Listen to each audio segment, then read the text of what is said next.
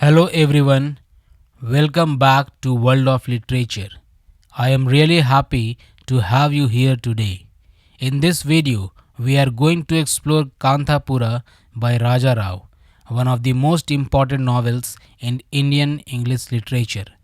As I explain the story, you will see how India's freedom movement slowly reached even the smallest villages of the country.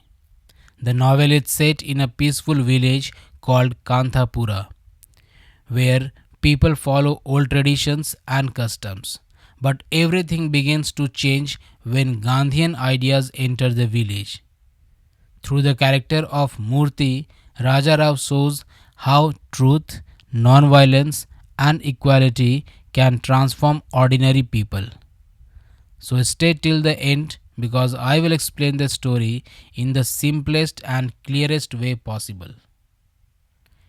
Before we move into the story, let me tell you a little about the writer, Raja Rao. He was one of the most famous Indian writers in English and was known for mixing Indian culture with English storytelling. Kanthapura, published in 1938, later became one of the greatest nationalist novels in Indian literature. Now, what makes Raja Rao's writing special is that it feels like someone is sitting beside us and narrating a traditional Indian tale. While reading the novel, you will notice that the language sounds natural and flowing, almost like an oral story told in villages. Through this simple style, Raja Rao beautifully explains how Mahatma Gandhi's ideas influenced common people in South India. Now let's talk about the setting of the novel. The entire story takes place in a small village named Kanthapura in South India. As I explain the village life to you, imagine a peaceful place where people strongly believe in religion, caste rules, and traditions. The villagers never question these customs because they have followed them from generations. The story is narrated by an old woman named Achakka, and because of her narration, the novel feels warm and personal. Through her voice, we get a clear picture of the village lifestyle and also see how new ideas slowly begin to change the thinking of the people. The main character of the novel is Murthy, and he plays a very important role in the story. At the beginning, he is respected by everyone because he belongs to a Brahmin family and has a kind nature. But as the story moves forward, Murthy becomes deeply influenced by Mahatma Gandhi. He starts believing in truth, non-violence, and equality. While explaining his character, we can clearly see that he begins to question the caste system and wants all people to be treated equally. However, not everyone in the village likes these changes, and this slowly creates tension among the villagers. As Murthy follows Gandhian principles, he starts spreading these ideas among the people of Kanthapura. He asks the villagers to stop using foreign goods and support Swadeshi products instead. He also encourages them to spin khadi and live simple lives. Now, viewers, this is where the conflict is the story begins. Some villagers support Murthy, but others become uncomfortable because his ideas challenge traditional customs. The Brahmins especially feel threatened. One of the boldest things Murthy does is visiting the Paraya quarter, where lower caste people live. By doing this, he breaks caste rules and shows that every human being deserves dignity and respect.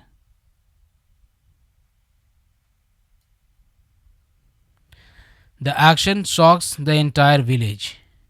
The Orthodox Brahmins become angry and decide to boycott Murthy completely. He becomes socially isolated and even his family suffers because of his decisions. But what I really want you to notice here is Murthy's courage. Even after facing rejection and criticism, he does not change his beliefs. Instead, he becomes stronger and continues teaching the lower castes about freedom, equality, and self respect. Raja Rao uses this part of the story to show how difficult it is to challenge old traditions, especially in a deeply conservative society. Now let's look at the role of women in the novel because they are extremely important in the freedom movement shown in Kanthapura. Characters like Rangama and Ratna prove that women were not just silent supporters during India's struggle for independence. Rangama is educated, confident, and fully supports Murthy's mission. She organizes meetings and motivates other women to join the movement. Ratna, on the other hand, is a young widow who refuses to remain limited by society's rules. Through these women, Raja Rao shows us that social change becomes stronger when women actively participate in it. As the freedom movement grows stronger, the villagers also become more involved in protests and resistance against British rule. They begin boycotting British goods, refusing taxes, and standing together against injustice. While explaining this section, we can clearly understand how even a small village becomes part of a huge national movement. The British authorities and the owners of the Skeffington coffee estate start seeing Kanthapura as a threat. Slowly, the tension between the villagers and the authorities increases, leading to conflicts and violence. The Skeffington coffee estate is actually an important symbol in the novel. It represents British exploitation and control over Indian workers. Many villagers work there in terrible conditions and suffer because of unfair treatment. When they protest against injustice, they face punishment and violence. Through this state, Raja Rao explains how political control and economic exploitation were connected during British rule. In simple words, the state becomes a symbol of oppression, while the villagers' resistance becomes a symbol of freedom and courage. One thing you will notice throughout the novel is the strong influence of Mahatma Gandhi.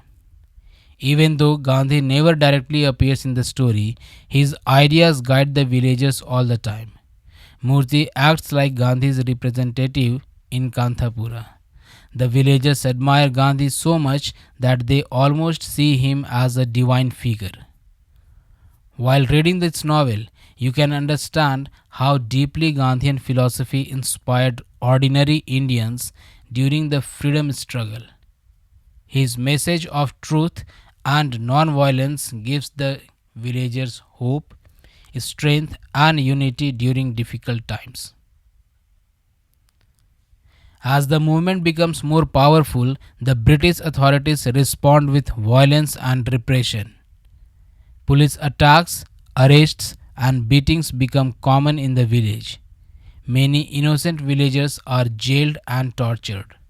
But despite all this suffering, the people refuse to give up. They continue following the path of non-violence. This part of the novel is very emotional because it highlights the sacrifices made by ordinary Indians during the freedom movement. Raja Rao shows us that courage and unity can help people survive even the harshest situations. Murthy himself faces many struggles in the story. Eventually, he is arrested by the authorities, and this creates fear and sadness among the villagers.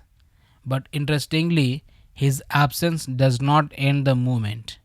Instead, it inspires others to continue fighting for freedom. Through this, Raja Rao teaches us an important lesson about leadership. A true leader does not simply lead people, he inspires others to become strong and courageous themselves. Murthy's journey represents the sacrifices made by countless young Indians during the struggle for independence. Religion also plays a very important role in the novel. The villagers often connect their freedom struggle with stories from Hindu mythology. They compare their suffering and battles to the struggles of gods and heroes from ancient tales. This makes the movement feel sacred and spiritual. Raja Rao beautifully combines politics with religion, showing how faith gives strength and hope to people. Even the storytelling style feels traditional, making the novel rich in Indian culture and spirituality. As the villagers continue facing difficulties together, unity among them becomes much stronger. Slowly, people from different castes begin to stand together and forget old divisions. And viewers, this is one of the most powerful messages of the novel. Raja Rao wants us to understand that real social change is possible only when people rise above differences and work together. The transformation of Kanthapura reflects the larger transformation happening across India during the freedom movement. However, the struggle for freedom also begins pain and destruction. Many homes are ruined, families suffer, and villagers are forced to leave their homes. The peaceful village of Kanthapura changes completely. Raja Rao honestly shows us that freedom does not come easily, it requires sacrifice. The destruction of the village becomes a symbol of the hardships faced by countless Indians during the fight against British rule. This makes the story emotional, realistic, and deeply moving. By the end of the novel, Kanthapura is no longer the same village we saw at the beginning. Even though the villagers suffer greatly, their spirit remains strong. They continue carrying the message of equality, courage, and freedom. The story ends with the hope rather than complete victory because India's freedom struggle was still continuing at that time.